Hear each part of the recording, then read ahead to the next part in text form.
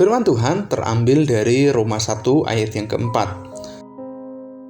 Dan menurut Roh Kekudusan dinyatakan oleh kebangkitannya dari antara orang mati, bahwa ia adalah anak Allah yang berkuasa, Yesus Kristus Tuhan.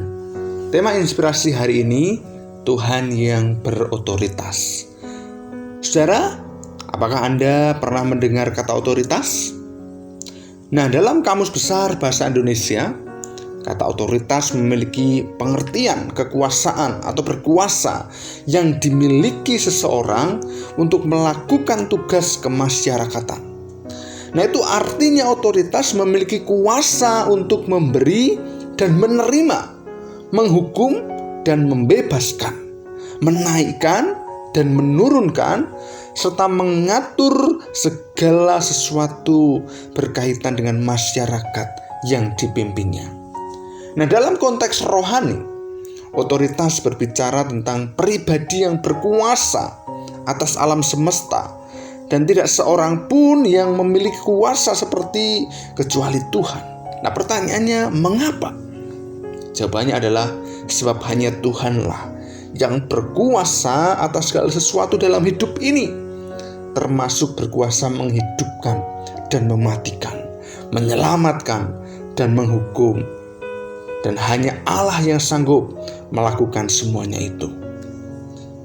Sebab sesungguhnya Dialah pemilik segala sesuatu, dan Dia Allah berkuasa untuk melakukan apa saja terhadap milik kepunyaannya itu.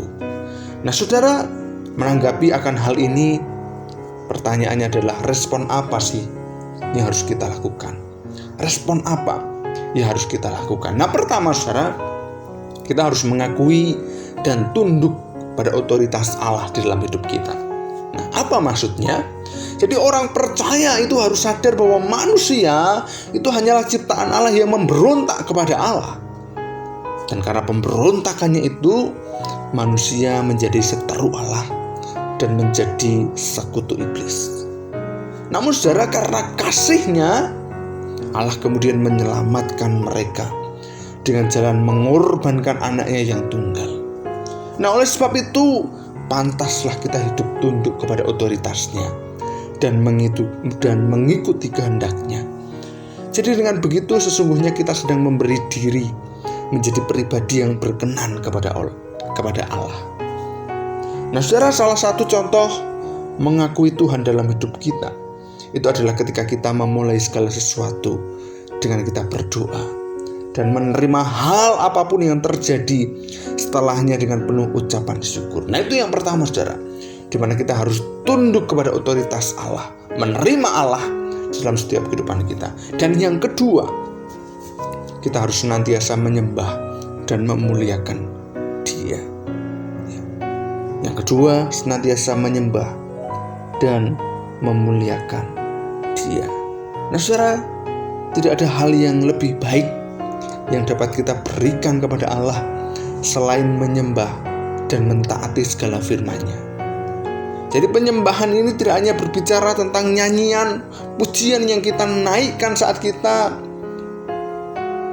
menyembah, saat kita beribadah di gereja, tetapi itu menyangkut hidup kita sehari-hari.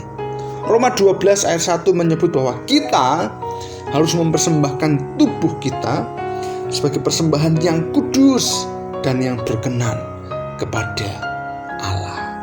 Nah, sahabat inspirasi, penjelasan di atas menegaskan bahwa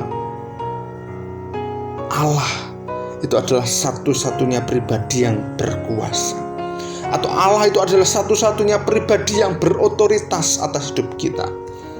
Oleh sebab itu, mari kita menghormati otoritas Allah dengan cara menyembah dan melayani Dia di dalam hidup kita. Dan mari senantiasa kita ingat, jika ada pribadi yang berkuasa di dalam semesta ini, maka jawabannya adalah Tuhan. Saya ulangi, jika ada pribadi yang berkuasa di alam semesta ini, maka jawabannya adalah Tuhan.